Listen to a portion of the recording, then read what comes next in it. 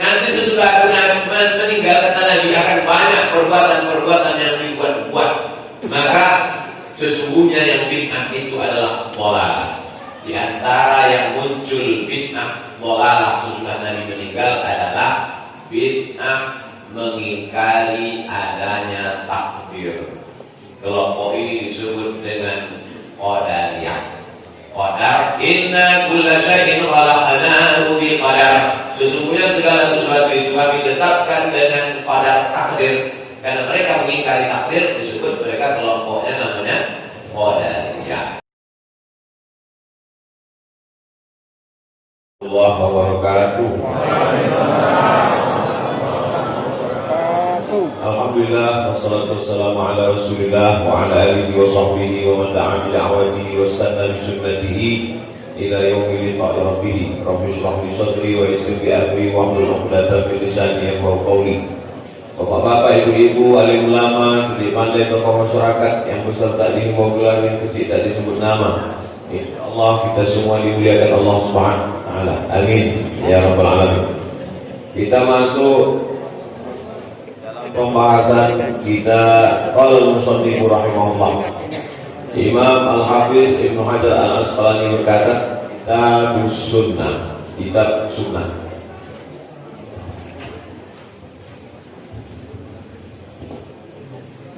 Kalau di Mesir namanya Fakultas Usuluddin jurusan hadis. Tapi kalau di Malaysia, di Universitas Kebangsaan Malaysia, namanya Jabatan Sunnah. Jadi hadis dan sunnah itu sinonim. Kalau di Maroko namanya Darul Hadis. Tapi kalau di Ciputat, dulu yang didirikan oleh Imam Masjid Istiqlal yang lama, Profesor Dr. Syekh Ali Mustafa Yaqub, namanya Darus Sunnah. Itu menunjukkan bahwa pendapat yang pertama mengatakan antara hadis dan sunnah itu sinonim, tak ada bedanya. Pendapat yang pertama. Jadi kalau orang mengatakan itu ahli hadis, itu ahli sunnah, ini ada dalam kitab-kitab hadis, ini ada dalam kitab-kitab sunnah. Hadis dan sunnah itu sinonim, sama, tak ada bedanya. Tapi pendapat yang kedua mengatakan ada beda antara hadis dan sunnah. Hadis itu secara bahasa ini cerita tentang Nabi, disebut dengan hadis Nabi atau al-hadisun nabawi. Sedangkan sunnah itu adalah cerita tentang Nabi Sallallahu Alaihi Wasallam yang mengandung implikasi hukum atau ada efek hukumnya. Jadi kalau tidak ada hukumnya, dari sejak beliau lahir sampai meninggal, itu disebut dengan hadis, lebih umum. Tapi kalau ada efek hukumnya, disebut dengan sunnah. Ketika Nabi Muhammad SAW lahir, maka matilah api-api abadi yang ada di Persia. Runtuhlah istana kerajaan Kisra. Terang benderanglah sampai nampak punuh-punuh onta, saking terangnya di waktu malam, seperti malam bulan purnama.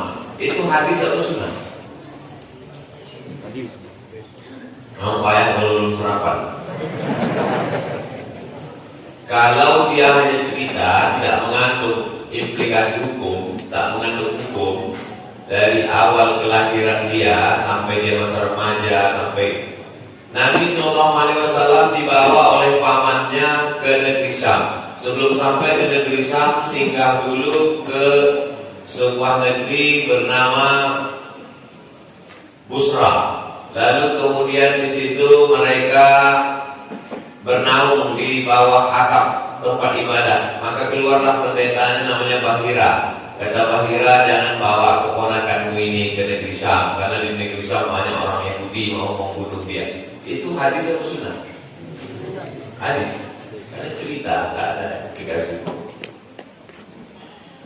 Nabi SAW ketika cucunya lahir, anak dari Fatimah namanya Sayyidina Al-Hasan, waktu cucunya itu lahir, Dia mengazankan azana. Nabi mengazankan fi udhunihi, di telinga Hasan itu azan sholat. Bunyi azannya sama seperti azan sholat. Rawahu Tirmidzi. Hadis itu ada dalam kitab Sunan At-Tirmidzi. Itu hadis atau sunnah? Sunnah. Karena ada efek hukumnya. Hukumnya ia dianjurkan untuk mengazankan anak yang baru lahir. Itu bagi yang mengatakan ada perbedaan antara hadis dan sunnah. Secara bahasa hadis itu cerita. Makanya kalau kita baca koran Mesir ada ditulis di situ hadisus shawah. Jadi ketika orang baru belajar bahasa Arab dibukanya koran Mesir pas acara televisi hadisus shawah. Jadi jangan pahami di situ hadisus shawah pelajaran hadis di waktu pagi, bukan. Hadis shawah itu sama macam acara TV kita, cerita pagi. Hadis itu dia cerita. Makanya kalau saya mau cerita bahasa Arabnya uridu an atahaddas. Saya mau bercerita an nafsi tentang diri saya. Hadis artinya cerita. Sedangkan sunnah adalah kebiasaan. Sunnah terjemahan bahasa Inggrisnya tradition. Sudah jadi bahasa Indonesia, tradisi. Misalnya ada ibu-ibu setiap mau pergi keluar rumah pakai lipstick. Walaupun mau beli tanggung, pakai lipstick juga. Maka itu berarti tradisi dia, itu sunnah. Tapi bukan sunnah Nabi, sunnah ibu-ibu. Ada misalnya bapak itu setelah habis makan merokok minum kopi, setelah habis makan merokok minum kopi. Maka itu adalah sunnah. Tapi bukan sunnah Nabi. Sunnah bapak-bapak. Oh kenapa habis makan merokok minum kopi? Ini sunnah. Sunnah apa? Sunnah bapakku. Jadi lanjutkan ya. Nah, sunnah secara bahasa, bukan secara istilah. Adapun sunnah secara istilah adalah ma'udhifa ila Nabi sallallahu alaihi wasallam min qaulin, ucapan Nabi, au fi'lin, perbuatan Nabi, au takririn, ketetapan Nabi. Innamal a'malu binniyat wa innamal likulli imrin ma nawa. Wa man kanat hijratuhu ila Allah wa rasulihi fa hijratuhu ila Allah wa rasulihi. Wa man kanat hijratuhu ila dunya yusibuha aw imra'atin yankihuha. Siapa yang hijrahnya itu karena mau menikahi perempuan di Madinah, atau hijrahnya itu karena mau mencari dunia, mau berdagang, mau berniaga, mau bisnis di Madinah, fa hijratuhu ila ma hajara ilaih. Masuk sunnah yang mana? Sunnah ucapan, sunnah perbuatan, atau sunnah ucapan, statement yang keluar dari mulut Nabi SAW. Sedangkan yang satu lagi sunnah perbuatan Nabi. Karena Rasulullah SAW idza kabbara, Nabi itu kalau dia bertakbir waktu sholat, yarfa'u yadayhi, diangkatnya kedua tangannya, yuhazi udhunaihi, sampai ke daun telinganya. Allahu Akbar. Itu sunnah. Tapi bukan sunnah qauliyah, bukan sunnah cakap, tapi sunnah perbuatan. Disebut dengan sunnah fi'liyah. Apa beda sunnah sama sunnah, Pak Ustaz? Kalau tadi sholat apa? Sholat sunnah. Beda sunnah sama sunnah. Sunnah itu setiap yang ujung ta marbutoh dibaca ta, itu bahasa Persia. Contohnya rakyat. Rakyat itu kan bahasa Arab. Kullukum ra'in wa kullukum mas'ulun an ra'iyyati. Rakyat. Tapi setiap yang ta marbutoh ujungnya dibaca ta, dibaca t, itu kebiasaan orang Persia. Rakyat, masyarakat, hikmah. Kalau bahasa Arab, kalau ta marbutoh ujungnya itu pasti dibaca jadi ha. Udkhulul jannata, masuklah kamu ke dalam surga. Wasiqal ladzina taqaw rabbahum ilal jannati sumara. Kalau qari itu tak sampai nafasnya berhenti dia. Wasiqal ladzina taqaw rabbahum ilal jannah. Tak tadi berubah jadi kalau ada qari baca wasiqal walladzina taqabbahum ilal jannah. Salah ya, karena tamarrud kalau berhenti berubah jadi A. Jadi sebetulnya musyawarah atau musyawarah? Musyawarah atau musyawarah? Musyawarah. Nah, begitu permusyawaratan itu pengaruh bahasa Persia. Semua yang tamarrud. Saya mau menjelaskan sunnah. Kalau berhenti di ujungnya itu tamarrud. Sunnah itu tamarrud ujung. Sunnah. Maksudnya kalau berhenti sunnah. Tapi kenapa bilang? Kalau sunnah apa tadi? Sunnah. Itu untuk membedakan sunnah menurut ahli fikih dengan sunnah menurut ahli hadis.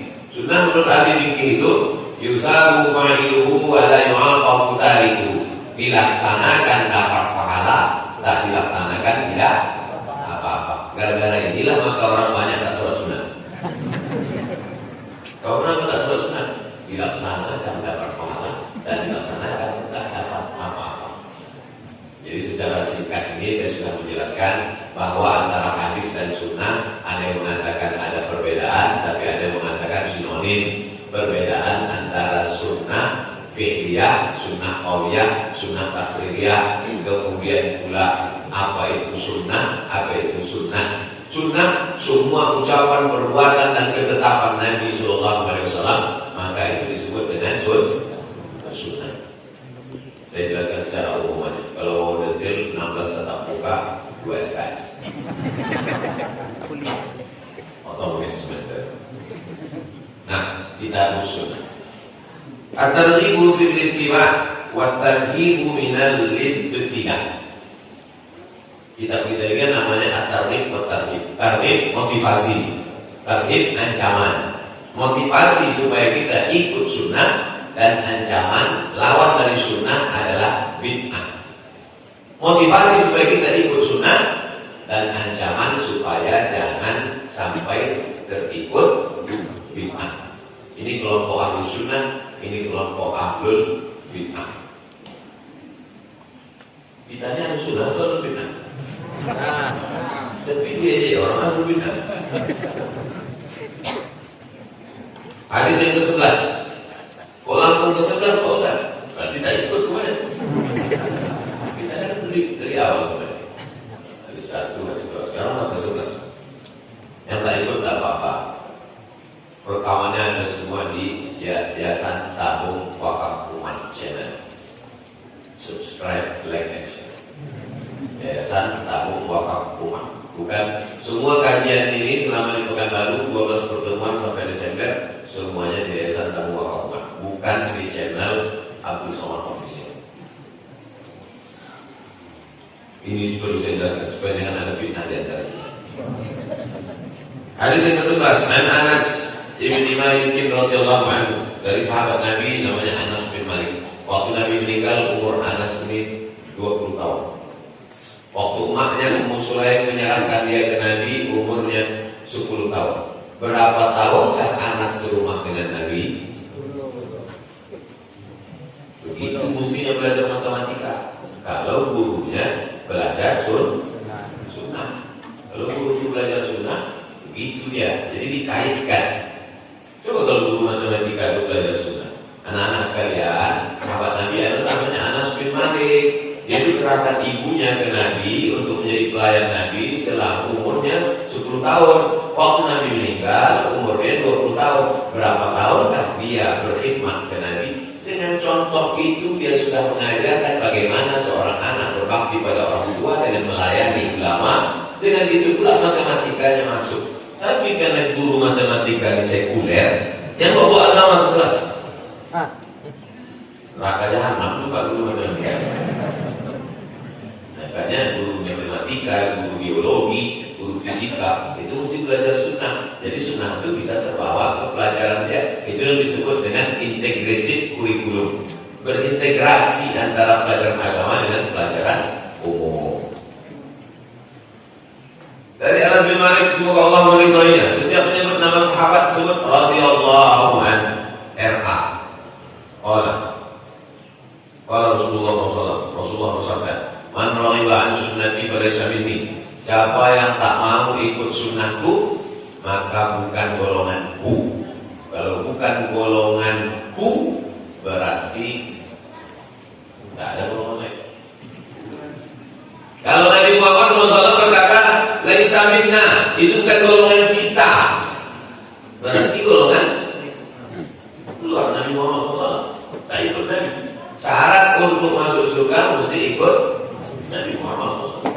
Jadi tak bisa ustaz berkata, ustaz misalnya ceramah, itu bukan golongan kita. Memang itu Nabi. Nah, jadi undang-undang tak ikut pendapat dia, lalu dibilang itu bukan golongan kita. Tidak apa-apa. Golongan ustaz lain itu masuk surga juga. Bukan ustaz tahu itu sudah. Pikir surga punya yang tahu. Yang bisa ngomong begitu itu cuma Nabi. Laisa minni, bukan golonganku itu, bukan golongan Nabi. Qul in kuntum tuhibbunallah, kalau memang kau cinta kepada Allah, fattabi'uni, ikuti aku. Ikuti aku di situ, ikuti Nabi Muhammad SAW. Sedangkan kita ini adalah pengikut Nabi Muhammad. Yang ulama-ulamanya al-ulama warasatul anbiya, pewaris para. Kronologis hadis ini, kronologis sebab turunnya ayat namanya asbabun nuzul, sebab turun ayat. Contoh, ma wadda'aka rabbuka wa ma qala. Allah tidak meninggalkanmu dan tidak membiarkanmu. Apa kronologis sebab turunnya ayat ini? Tak turun wahyu. Lama tak turun wahyu. Wahyu itu maksudnya Quran. Tak turun wahyu. Sampai apa kata istri Abu Lahab, namanya Ummu Jamil. Wadda'aka syaitan. Muhammad, setanmu sudah meninggalkan kau. Setan kau sudah meninggalkan kau Muhammad, kata Ummu Jamil. Akhirnya ada perempuan namanya Khawlah. Siapa namanya? Khawlah. Khawlah ini memasukkan batang sapu ke bawah tempat tidur. Dapatnya bangkai anak anjing.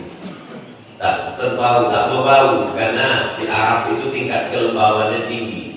Jadi bangkai itu tak berbau. Bukan macam tempat kita, orang pun berbau. Dapat bangkai anak anjing. Setelah dibuangkan bangkai anak anjing tadi, barulah turun ayat. Kata Nabi ke Jibril, Jibril, kenapa kau lama tak turun? Kata Jibril, kami tak mau masuk rumah kalau ada anjing. Bangkai anak anjing aja di rumah tak masuk Jibril. Apa lagi sampai 3 ekor anjing ada? Turun ayat. Ma wadda'aka rabbuka wa ma qala. Tuhanmu tidak meninggalkanmu. Kronologis sebab turunnya ayat itu disebut dengan asbabun nuzul, sebab turunnya ayat.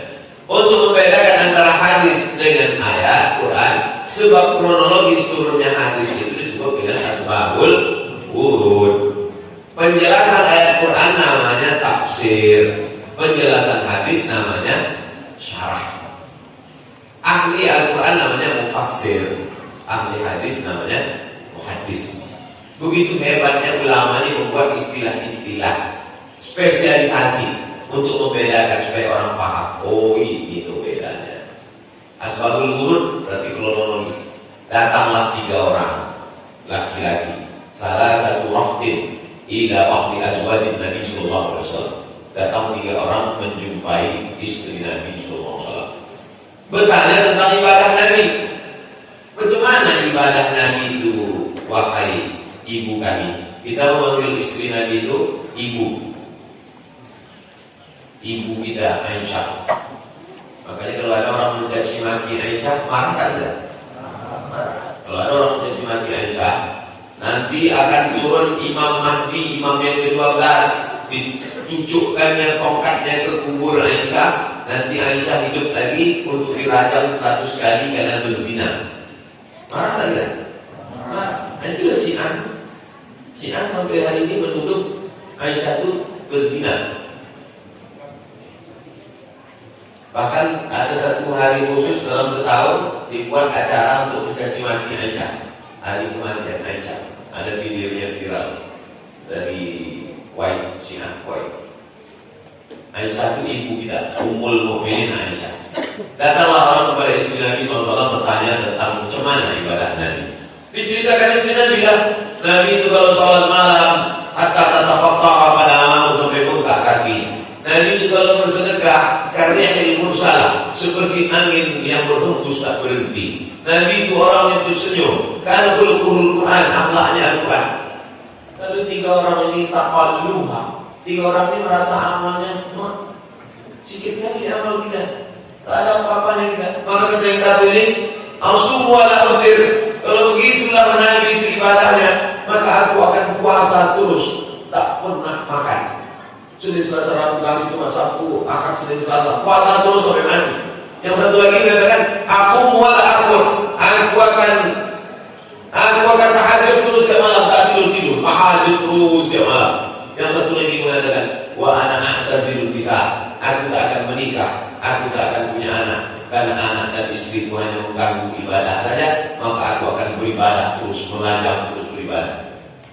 Waktu mereka bercerita, didengar oleh Nabi, maka kata Nabi, anak aksyaku wa asfaku. Aku orang paling takut kepada Allah. Aku orang paling takwa kepada Allah. Aku berpuasa, uftir, tapi aku juga makan. Aku tahajud malam. Wa akut, tapi aku juga tidur.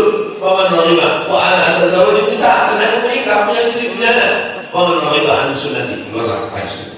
Paman raghiba an sunnati, falaysa minni. Siapa yang tak mengikut sunnahku, dalam konteks ini tiga sunnah tadi, bahwa makan itu adalah sunnah, bahwa menikah itu adalah sunnah, bahwa tidur itu juga adalah sunnah. Jadi anak-anak muda nanti kalau mana tahu dan terlambat kuliah, kenapa sampai lambat? Saya banyak mengamalkan sunnah. Makan itu sunnah, tidur itu sunnah, menikah itu sunnah. Dan orang kalau mengamalkan sunnah itu banyak apa? Takut kawan namanya. Kawan melihat sunnah itu boleh saja. Ini menunjukkan bahwa sunnah itu bukan hanya bentuk fisik, bentuk tampilan. Jenggot sunnah, jubah sunnah, sorban sunnah, betul sunnah. Tapi ada sunnah perbuatan. Banyak orang kalau sudah sunnah itu bentuk fisik, bentuk tampilan.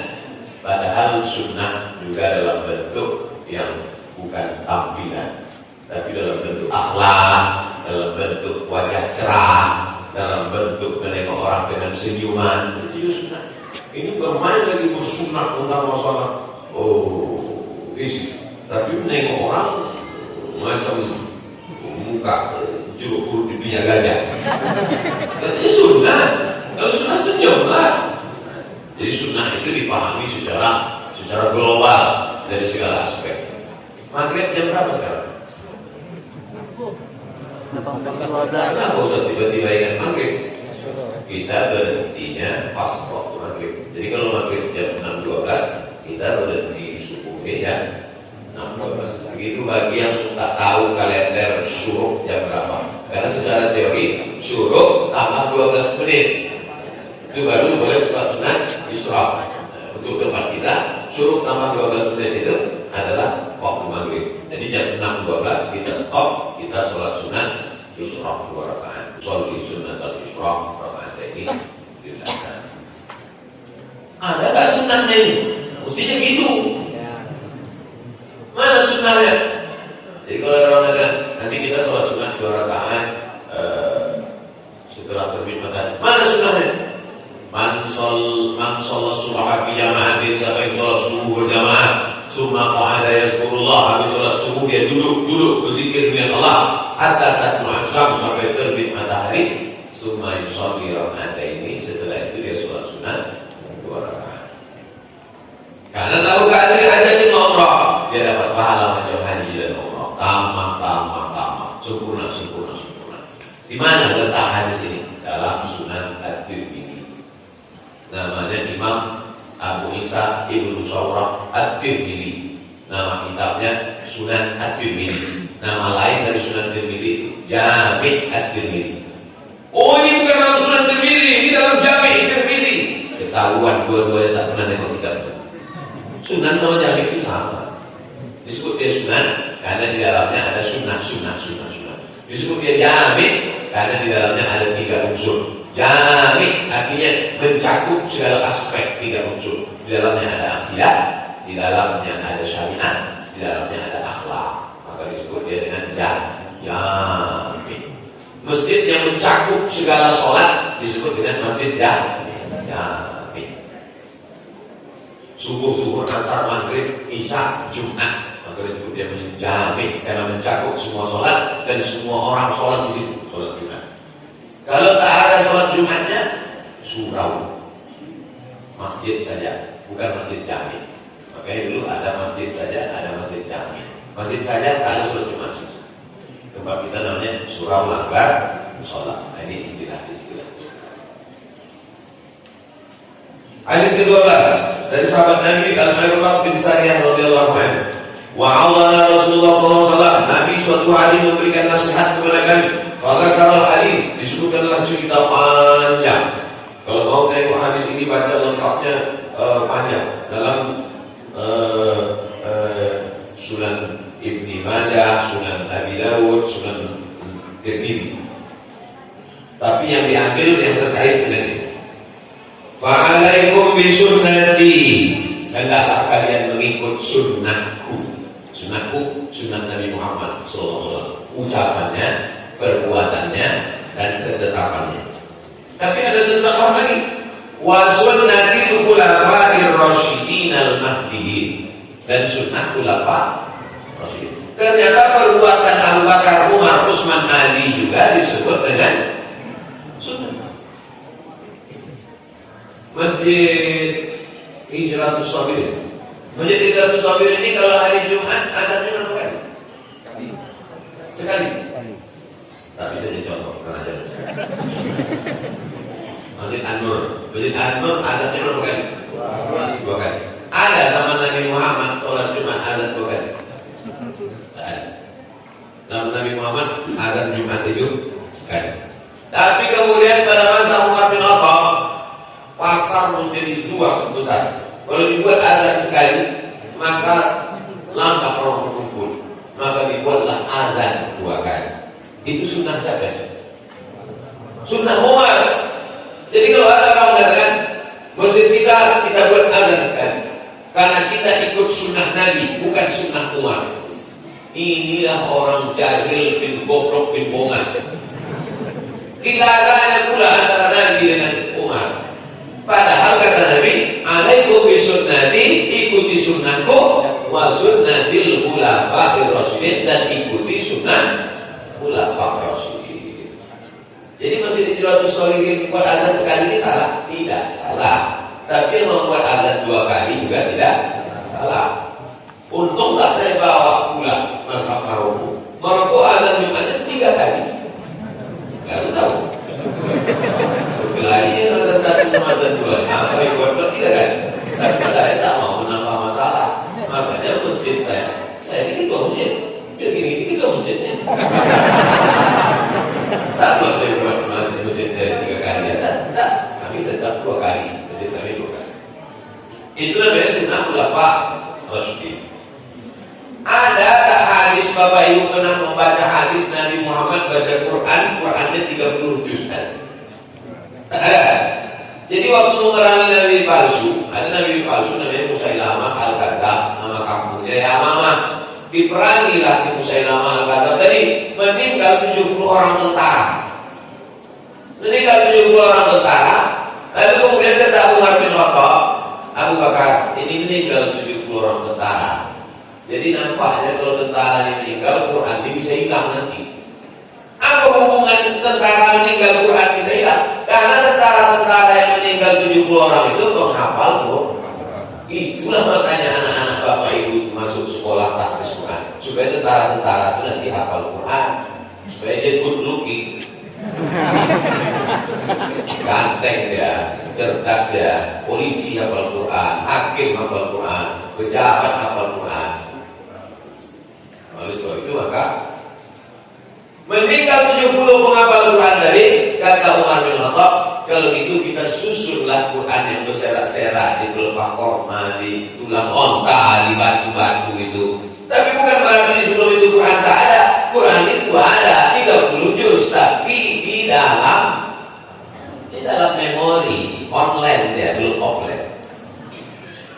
Karena Quran itu turun bukan kertas dari langit melayang, bukan. Quran itu adalah suara. Quran itu turun bukan tulisan, suara.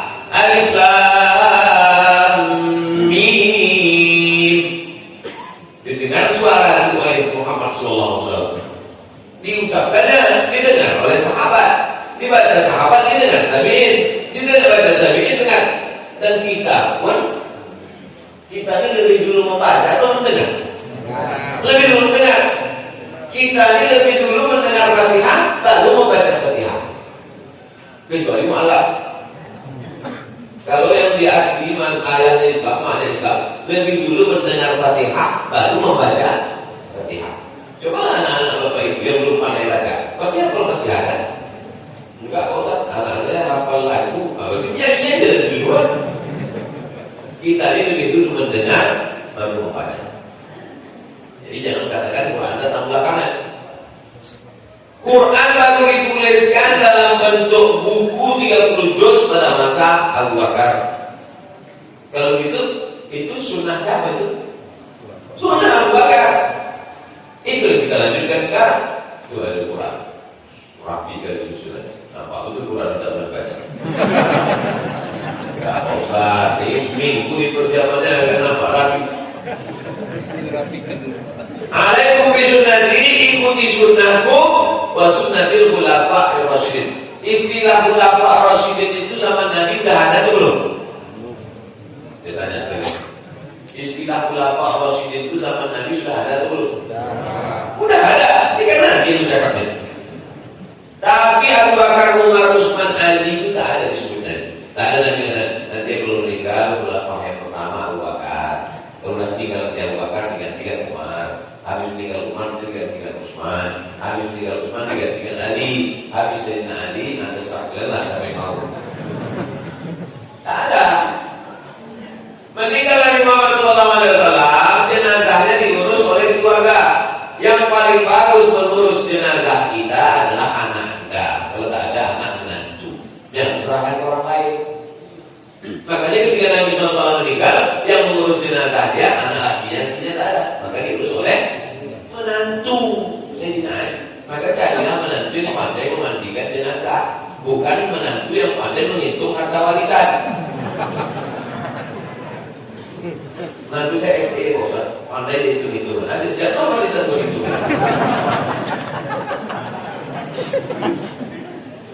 Nah, lalu kemudian Sayyidina Ali mengurus jenazah Nabi. Abu Bakar, Umar, sama Utsman, Thalhah, Zubair, Abdurrahman bin Auf, Sa'ad bin Ubadah, mereka berkumpul di suatu tempat namanya Saqifah Bani Sa'idah. Sampai sekarang Saqifah Bani Sa'idah itu tidak dibangun hotel, padahal tanah Madinah itu lebih mahal daripada tanah di tempat judi-judi itu, Las Vegas. Alhamdulillah tak ada jamaah saya pun tahu tempat. Sumpah tadi pas saya tanya, di mana tuh tadi? Las Vegas. Saya mau tak maju kita. Tanah paling mahal kata orang Las Vegas, lebih mahal lagi tanah Madinah. Tapi tak dibangun di situ hotel. Sampai sekarang tetap ada Saqifah. Saqifah itu diambil dari kata saqaf. Saqaf artinya atap. Taman yang ada atap-atapnya. Sampai sekarang.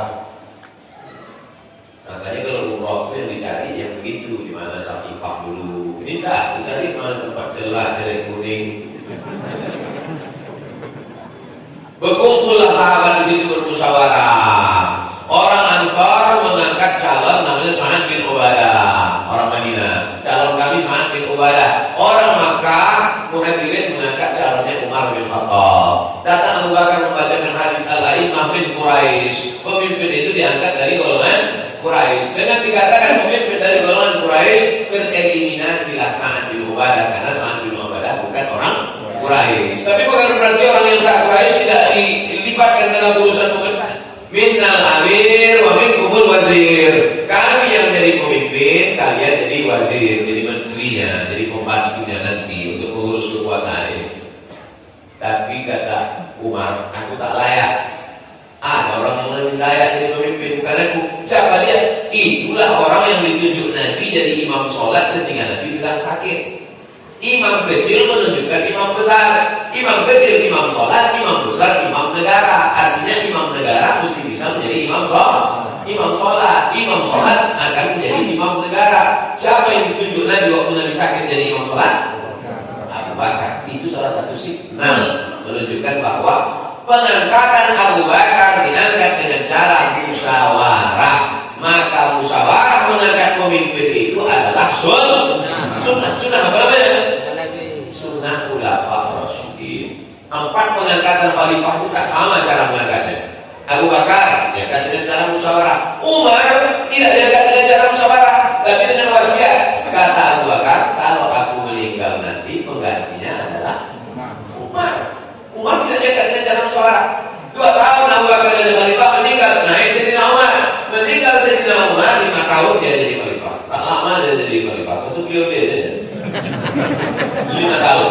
Habis dia menjadi 5 tahun itu, meninggal Umar, mengangkat Utsman. Beda caranya, diangkat 6 orang tim formatur. Tim formatur bila bermusyawarah, lalu naiklah Utsman bin Affan. Meninggal Utsman, naiknya Sayyidina Ali pun caranya tak sama. Sayyidina Ali dibaiat oleh sahabat jamaah yang ada di kota Al-Madinah Al-Munawwarah. Sedangkan yang ada di negeri Syam, kata mereka, jangan angkat pemimpin baru sebelum selesai kasus pembunuhan Utsman. 4 pengangkatan itu dengan cara 4 yang berbeda. Itulah yang disebut dengan fikih daulah, atau disebut juga dengan siasah syariah, atau disebut juga dengan khilafah, atau disebut juga dengan politik Islam. Sudah ada jurusannya di UIN.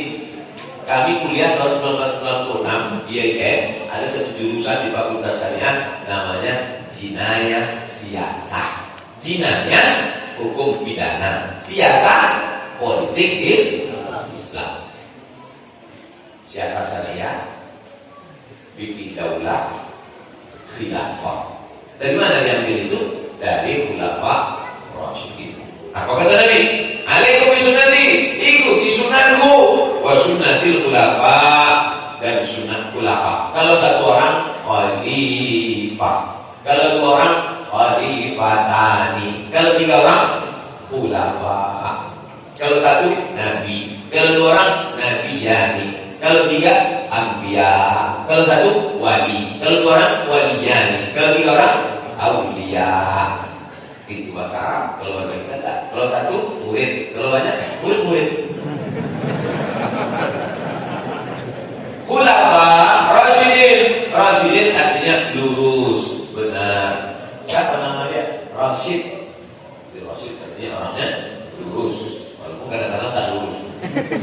Doa itu, nama itu doa supaya nanti lurus. Rasyid. Al-Mahdiyyin, dia membawa hidayah. Pemimpin itu mesti membawa hidayah. Pemimpin kalau dia rajin sholat berjamaah, insya Allah kepala dinas, kepala badan, kepala kantor ikut semua, karena dia membawa hidayah bagi anak-anak buahnya. Pemimpin kita, bupati, wali kota, camat, kades, kadus, RT kita sudah bersedekah 10 juta, insya Allah yang lain-lain ikut. Tapi kalau tidak, itulah terjadi kerja. Aku alaiha bin nawajid, gigit.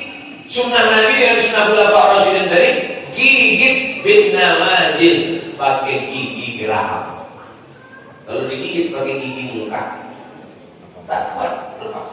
Kalau dipegang, tak kuat. Digigit pakai gigi muka, lepas. Apalagi gigi palsu. Mama yang pakai gigi palsu. Saya tak ada selama ini sebetulnya. Karena orang bersibuk. Antu alaiha bin nawajid, gigit pakai gigi geraham. Makanya orang kalau dia kena tembak itu takut peluru itu infeksi di dalam, maka dimasukkan misiu, dibakar supaya dia kuat. Gigitnya tahan kayu kan, gigitnya rantai kayu. Dari mana saya tengok? Dari koboi. Saya tak pernah nonton dari koboi. Gigit dari kamu. Wa iyyakum wa muhdatsatil umur. Hati-hati kalian terhadap muhdas. Muhdas perbuatan yang dibuat-buat. Nanti sesudah Nabi Muhammad SAW meninggal, sesudah Khulafaur Rasyidin akan muncul muhdas, sesuatu yang dibuat-buat yang tidak ada pada zaman Nabi Muhammad SAW. Fa inna kulla bid'atin dhalalah, karena yang dibuat-buat itu dhalalah, sesat. Rawahul Arba'ah. Hadis ini diriwayatkan oleh imam yang empat. Yang dimaksud empat di sini, ya nanti adik-adikku balik ke kampung, jamaah sekalian, dulu kami belajar kitab ini di Pekanbaru, maka kita kaji lagi di sini. Hadis ini diriwayatkan oleh yang empat. Karena sama jamaah di kampung. Yang empat itu siapa Pak Ustaz? Imam Hanafi, Imam Maliki, Imam Syafi'i, dan Imam Hambali. Empat di sini maksudnya empat penulis sunan. Sunan Ibnu Majah, Sunan Abi Daud, pertama Abi Daud, Sunan Abi Daud, Sunan Nasai, Sunan Ibnu Majah, Sunan Tirmizi, Sunan Ibnu Majah. Illa Nasai, kecuali Nasai. Kalau gitu tiga saja. Sunan Abi Daud, Sunan Tirmizi, Sunan Ibnu Majah. Wa shahahahu Tirmizi wa Ibnu Hibban. Kata Imam Tirmizi, hadis ini hadis sahih. Kalau udah kata Imam Tirmizi hadis sahih, terima aja lah, percaya aja sama Imam Tirmizi. Ini banyak orang kalau tak percaya, dia tak percaya sama Imam Tirmizi. Imam Tirmizi itu murid Imam Bukhari. Dia hidupnya di zaman salaf, kau hidup di zaman salaf. Cuma mau meneliti hadis, bukan kita hafal hadis, bukan kita hafal sanad, hafal matan, kita ikuti ijtihad ulama. Nanti sesudah aku meninggal, kata Nabi, akan banyak perbuatan-perbuatan yang dibuat-buat. Maka sesungguhnya yang bid'ah itu adalah dhalalah. Di antara yang muncul bid'ah dhalalah sesudah Nabi meninggal adalah bid'ah mengingkari adanya takdir. Kelompok ini disebut dengan qadariyah. Qadar, inna kulla syai'in khalaqnahu bi qadar. Sesungguhnya segala sesuatu itu kami tetapkan dengan qadar, takdir. Karena mereka mengingkari takdir, disebut mereka kelompoknya namanya qadariyah. Maka kelompok ini disebut dengan ahlul bid'ah. Karena yang sunnah itu berimannya 6. Antum minabillah wa malaikatihi wa kutubihi wa rusulihi akhir wa min qadri khairihi wa syarrihi. Sedangkan dia kata dia rukun iman cuma sampai 5 aja. Dia amandemennya.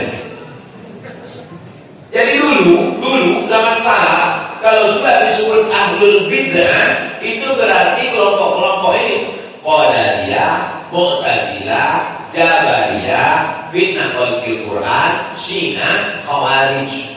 Kalau tu baca kitab Jarh wa Ta'dil, fulan minal mubtadi', si fulan pelaku bid'ah. Itu berarti Qadariyah, Mu'tazilah, Jabariyah, Murji'ah, Khalqil Quran, Syiah, Khawarij. Dulu gitu. Nah sekarang itu jangan ikut dia itu ahli bid'ah. Kenapa dia ahli bid'ah Ustaz? Karena subuhnya pakai kurun. Sejak kapan Imam Ahmad bin Hanbal membid'ahkan Imam Syafi'i? Imam Ahmad bin Hanbal di Baghdad tidak pakai kurun. Imam Syafi'i di Mesir pakai kurun. Tak pernah Imam Ahmad bin Hanbal sekalipun mengatakan jangan ambil hadis dari Syafi'i karena dia berkurun subuh. Ini kan namanya kebodohan yang diwariskan. Apa kata Imam Ahmad bin Hanbal? Kau tulis Syafi'i di sholati arba'in sana. 40 tahun aku mendoakan Syafi'i dalam sholat. Bukan di luar sholat, dalam sholat aku mendoakan Syafi'i. Doanya apa? Rabbil fitri wali walidayya wali Muhammad bin Idris Asy-Syafi'i. Ampunkan aku, ampunkan oma ayahku, ampunkan Muhammad bin Idris Asy-Syafi'i. 40 tahun ditulis dalam kitab Manaqib Imam Syafi'i. Pertanyaannya, pernahkah Nabi mengajarkan, hai jamaah, kalau kalian sholat bacakan doa ini, Rabbil fitri wali walidayya wali Muhammad bin Idris Asy-Syafi'i? Kalau tidak dibuat Nabi bid'ah. Saya tanya sekali lagi, pernahkah Nabi mengajarkan doa di dalam sholat? Tidak. Kalau gitu Imam Ahmad bin Hanbal melakukan bid'ah tak? Karena melakukan yang tak pernah dilakukan Nabi. Maka kaidah itu batil. Kalau tidak dibuat Nabi bid'ah. Oh, batil lah, karena banyak sekali perbuatan-perbuatan yang tidak dibuat Nabi, tapi dibuat oleh sahabat Nabi. Contohnya mana? Sebelum tidur malam bertasbih alfa uqdah, 2000 simpulkan. Siapa itu? Abu Hurairah. Abu Hurairah sebelum tidur malam, ada dalam biografinya ditulis oleh Imam Az-Zahabi, nama kitabnya Syiar A'lam An-Nubala. Sebelum dia tidur malam bertasbih dia 2000 simpulkan. Subhanallah, subhanallah, subhanallah, subhanallah, subhanallah, 2000 simpul baru tidur. Bukan cuma orang sekarang 2000 update baru tidur. 2000 simpul tasbih baru dia tidur. Ada Nabi mengatakan, hai sahabat-sahabatku, nanti kalian sebelum tidur bertasbih kalian 2000. Ada? Mana ada hadisnya? Tunjukkan dulu ada hadisnya. Tak ada. Tapi kenapa dilakukan oleh sahabat? Itu menunjukkan bahwa bid'ah itu ada yang baik, ada yang tak baik. Makanya Imam Syafi'i membagi dua.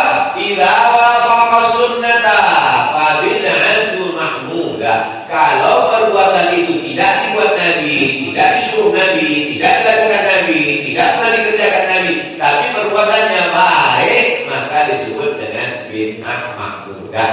Nama lainnya bid'ah hasanah. Tapi kalau dia bertentangan dengan Quran, bertentangan dengan Sunnah, maka disebut dengan bid'ah mazmumah atau bid'ah dolak.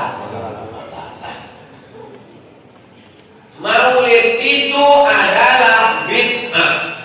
Kata Imam Ibnu Hajar Al-Asqalani yang menulis. Ini Ibnu Hajar Al-Asqalani mengatakan Maulid itu bid'ah.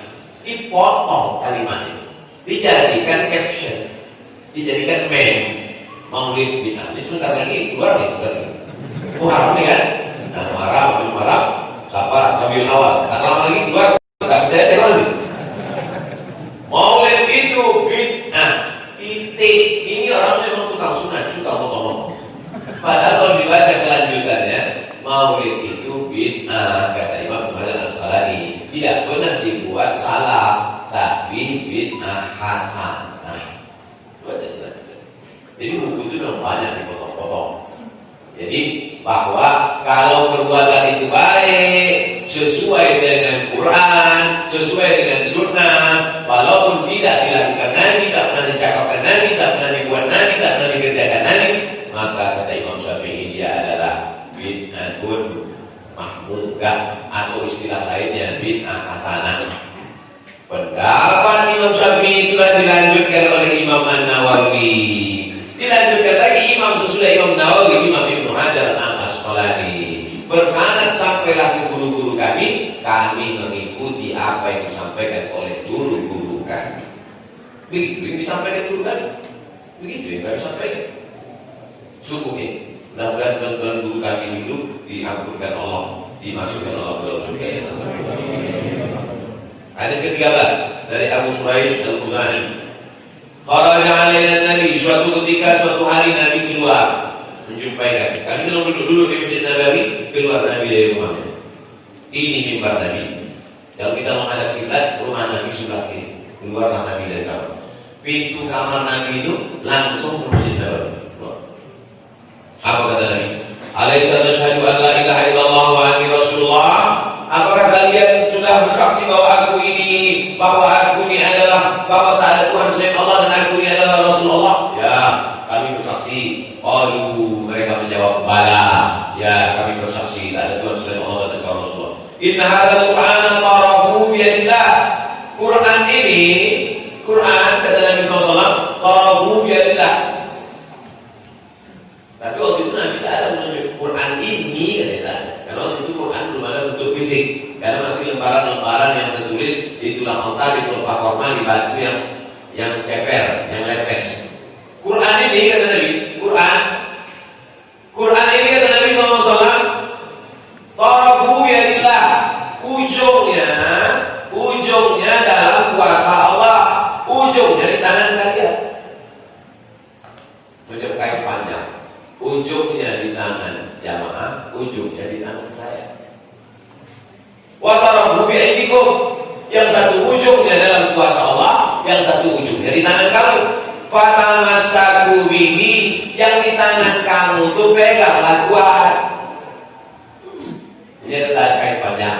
ujungnya kalian pegang, ujungnya dipegang Allah Ta'ala. Yang di tangan kamu peganglah kuat. Pertama syakuri, fa'innakum lan tadillu. Kalau kamu pegang, kamu tak akan sesat. Walan tahliku, kamu tak akan binasa ba'dahu. Sesudah itu, abadan, selama-lamanya. Maksudnya supaya kita berpegang dengan tali Allah. Itulah Ustaz. Wa'tasimu bihablillah. Rawat Tabrani, diriwayatkan oleh Imam At-Tabrani bi isnad jayyid, sanadnya jayyid. Jayyid itu kan baik artinya Pak Ustaz. Ya, apa maksud sanad jayyid ini? Paling tinggi sahih, di bawah sahih hasan, di bawah hasan dhaif. Antara hasan dengan sahih itu jayyid namanya. Istilah hadis. Wa indahu indal Bazzar min hadis Jubair bin Mut'im nahu. Ada juga hadis lain tapi diriwayatkan dari sahabat Nabi yang lain namanya Jubair bin Mut'im. Untuk apa disebutkan? Untuk apa disebutkan bahwa hadis ini ada satu jalur dari Abu Suraish, satu jalur dari Jubair bin Mut'im, menunjukkan makin banyak jalurnya makin kuatlah hadis itu. Sebagus-bagus hadis itu jalurnya mutawatir. Mutawatir itu diriwayatkan 4, 5, 10, tapi pendapat yang terpilih 10. Al-Muqtar, Al-Qaulul Muqtar 10. Makin banyak hadis itu makin bagus. Saya pernah jalan di Masjid Anwar. Di depan Masjid Anwar saya jalan. Saya dengar ada 2 orang di belakang saya, di depan saya itu cerita. Ini kabarnya pengajian kita sore ini batal, nggak jadi, kata yang satu. Jadi satu lagi nanya, ini mutawatir atau gimana? Iya, mutawatir ini. Maksudnya tak jadi pengajian itu, cerita tentang tak jadi itu sudah mutawatir. Ceritanya sudah berserak. Jadi kita pengajian nanti pertemuan kita berikutnya di Masjid Anwar bukan? Bupati Pasar Tumpah. Tahu nanya. Di mana pengajian kita berikutnya? Di Masjid Al-Bupati Pasar Tumpah. Siapa yang bilang? Saya tanya lagi mutawatir. Maksudnya diriwayatkan orang banyak. Tapi yang meriwayatkan orang banyak itu orang yang jujur dan amanah, bukan khawatir semuanya membohong. Hadis ke-14 dari Abu Sa'id Al-Khudri radhiyallahu anhu, Rasulullah bersabda, "Man akala thayyiban," siapa yang makannya baik, yang dimakannya baik, yang dimaksudnya baik itu syaratnya 2. Pertama halalan, yang kedua thayyiban. Ada halal tapi tak thayyib. Halal dia, tapi tak bergizi. Contohnya apa? Apa halal dia? Kefir. Mie. Halal, terserah. Nanti saya sebut kerupuk, yang makan kerupuk itu singgung lah. Kalau jual kerupuk nanti komplain dilaporkan betul kan? Payah sama sekarang. Man akala thayyiban, siapa yang makanannya baik, wa amila fi sunnatin, amal yang sesuai sunnah. 621. Ya, mewah. Kita habiskan sampai hadis 15. Kalau satu salah kasih tahu. Ustaz, mohon maaf. Mana akal thayyiban, siapa yang makannya baik, makannya halal. Sekarang orang semua dimakan, mobil dinas dimakan, dimakan, APBD dimakan. Man akal thayyiban, siapa yang makannya baik, wa amila bi sunnatin, amalnya sesuai sunnah, wa amila nas bawa'iqahu, orang tak ada yang terganggu dengan kejahatannya. Artinya selamat orang dari lidahnya, selamat orang dari cakapnya, selamat orang dari tangannya, selamat orang dari tanda tangannya. Ini paling penting. Ada orang mulutnya baik, lembut, tapi tanda tangan habis halaman orang geser. Akal atau ibadah, makanya baik. Amalnya sesuai dengan sunnah Rasulullah SAW. Aminan nas bawa'iqahu, selamat orang dari perbuatan aniayanya, dakhalal jannah, maka masuk surga. Ya. Mudah-mudahan kita dapat yang 3. Rawahul Hakim, hadis ini disebutkan oleh Imam Al-Hakim. Wa shahahahu, kata Imam Hakim, hadza hadisun shahih. Wa akhrajahu Ibnu Abi Dunya fi Sahih. Imam Ibnu Abi Dunya menyebutkan hadis ini pula dalam kitab As-Sahih. Terakhir hadis 15 dari Abdullah bin Abbas radhiyallahu anhu.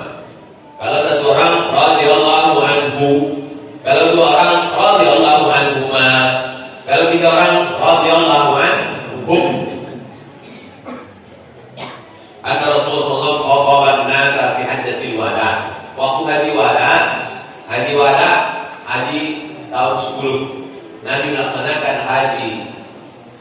bulan Zulhijjah, Muharram, Safar, Rabiul Awal meninggal. 80 sekian hari setelah haji wada, setelah menyampaikan khutbah ini, meninggallah Nabi SAW.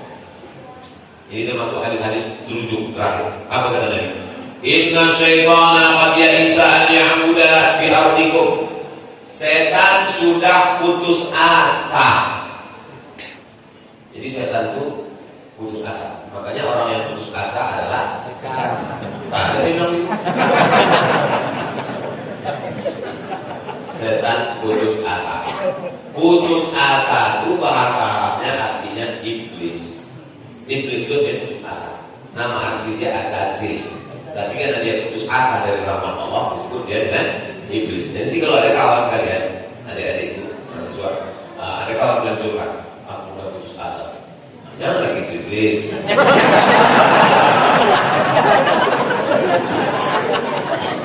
Inna syaitana qad ya'isa. Setan sudah putus asa an yu'bada bi ardikum. Setan sudah putus asa untuk disembah di bumi kamu. Di bumi Lanjang Kuning ini, setan sudah putus asa. Tak yakin lagi setan dia akan disembah. Karena orang sudah Islam. Beda dengan dulu dia disembah. La tahu zaman aku bagi kita. Itu kan patung. Di dalam patung itu setan. Maka dia disembah melalui perantaraan patung.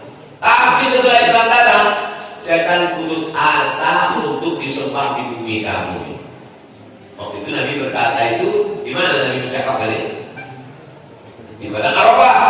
Maksud Nabi, di Padang Arafah di Makkah ini setan sudah putus asa untuk disembah. Aku tak bisa lagi menggoda mereka ini untuk menyembah. Tapi dia masuk dari pintu yang lain. Pintu mana dia masuk? Nih. Walakin radhiya an yuta'a fi ma siwa dzalik. Dia masuk melalui pintu yang lain. Karena setan itu menggoda dari berapa pintu? La'atyannahu min baini aydihim wa min khalfihim wa an aymanihim wa an shama'ilihim alladzi yuwaswisu fi. Walakin radhiya an yuta'a fi ma siwa dzalik. Tapi dia masih berharap. Setan itu walaupun putus asa masih ada harapannya sendiri. Makanya orang yang bunuh diri itu lebih parah daripada setan. Tak ada harapannya orang muslim. Walakin radhiya an yuta'a fi ma siwa dzalik. Tapi dia masih berharap dia akan dipatuhi. Memang untuk menyembah aku orang ini tak mau lagi, setan. Untuk menyembah aku memang tak mungkin lagi karena putus asa. Tapi untuk yang lain-lain nampaknya masih ada kesempatan lagi, setan. Apa dia? Mimma tuhaqiruna min a'malikum.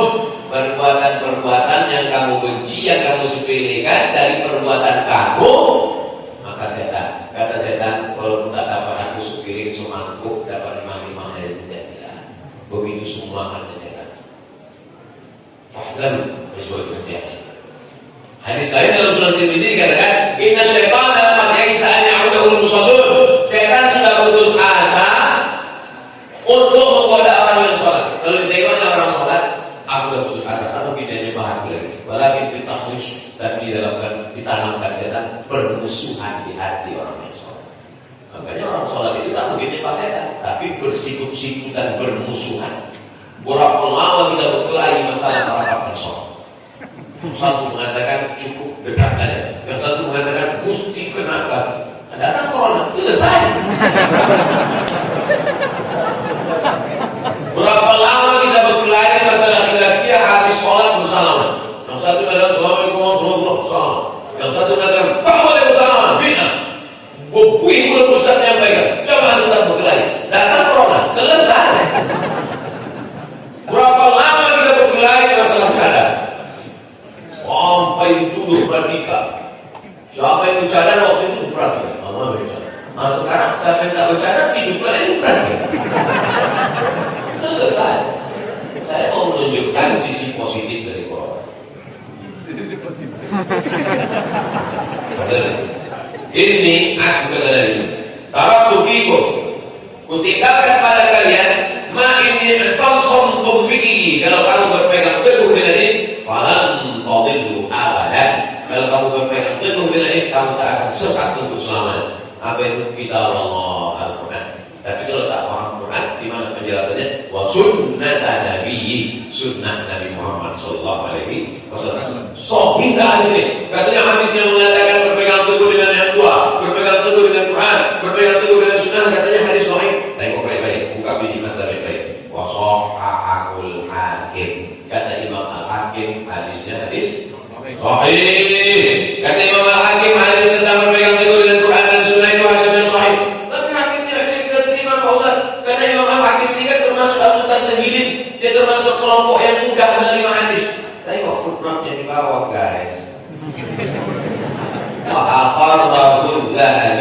Imam Zahabi menyetujui Al-Hakim. Keluarlah kaidah Shahhahul Hakim wa wafaqahu Zahabi. Imam Al-Hakim termasuk minal mutasahilin, mudah dia terima hadis. Tak terlalu ketat ya. Tak terlalu ketat. Sama macam dosen kita itu. Dosen itu kan ada yang ketat. Tapi ada dosen itu sikit-sikit banyak mahasiswa komplain ke saya. Sekelas itu baru saya kasih A itu 1 A, yang lain itu B, C. Mungkin kan doa-doa orang itu juga saya keluar dari PNS.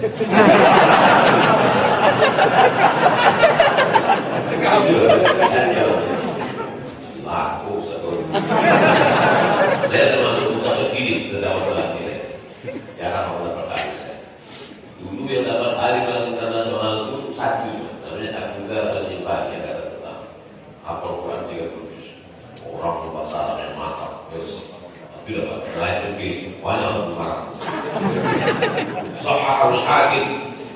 Kalau hadis itu disahihkan oleh Imam Al-Hakim, banyak ulama tak serta-merta menerima. Karena Imam Al-Hakim termasuk mudah dia kasih nilai A. Tapi ada imam yang ketat, namanya Imam Al-Zahabi. Imam Al-Zahabi ketat. Maka Shahhahul Hakim wa wafaqahu Zahabi. Disahihkan oleh Imam Hakim, disetujui oleh Imam Al-Zahabi. Nanti kalau ada orang mengatakan yang benar itu adalah hadis Quran dan ahli bait. Hadis itu adalah Sahih Muslim. Ini hadisnya Sahih Muslim, hadis Ahlu Sunnah, tapi dipelintir oleh Syiah. Dipelintirnya, kata dia ikut ahli bait. Dijelaskan oleh Imam An-Nawawi. Kenapa disebut di situ ikuti Quran dan ahli bait? Maksud ahli bait di situ adalah litamassukihim bis sunnah, karena ahli bait itu berpegang teguh dengan sunnah. Kalau dia ahli bait yang betul, ahli bait itu siapa Ustaz? Keturunan Nabi Muhammad sallallahu alaihi wasallam. Nabi Muhammad SAW punya anak namanya Sayyidah Fatimah. Fatimah punya anak namanya Sayyidina Husain. Sayyidina Husain punya anak namanya Ali Zainal Abidin. Ali Zainal Abidin punya anak namanya Muhammad Al-Baqir. Muhammad Al-Baqir punya anak namanya Ja'far Shadiq. Ja'far Shadiq punya anak namanya Ali Al-Quraidi. Ali Al-Quraidi punya anak namanya Muhammad An-Naqib. Muhammad Naqib punya anak namanya Isa. Isa punya anak namanya Ahmad. Ahmad bin Isa Al-Muhajir. Disebut Al-Muhajir karena dia hijrah pindah ke Hadramaut Taif Yaman. Cucu cicit Ahmad bin Isa Al-Muhajir ini itulah marga-marga As-Saqaf. Susah orang kita minta As-Saqaf, As-Segaf, Al-Haddad, Al-Jifri, salah satunya Banahsan. Salah satu marga, banyak marga di 70, salah satunya Banahsan. Yang Banahsan ini salah satunya namanya Said Usman bin Syihab Banahsan. Sampai ke Pekanbaru nikah sama anak Sultan Abdul Jalil Alamuddin, namanya Tengku Embung binti Sultan Siak Abdul Jalil. Lahirlah anak cucu cicit mereka keturunan Nabi Muhammad SAW, di antaranya Sultan Syarif. Hebat tahu ya. Jadi nanti kalau ceramah, saya kalau ceramah saya ke Jakarta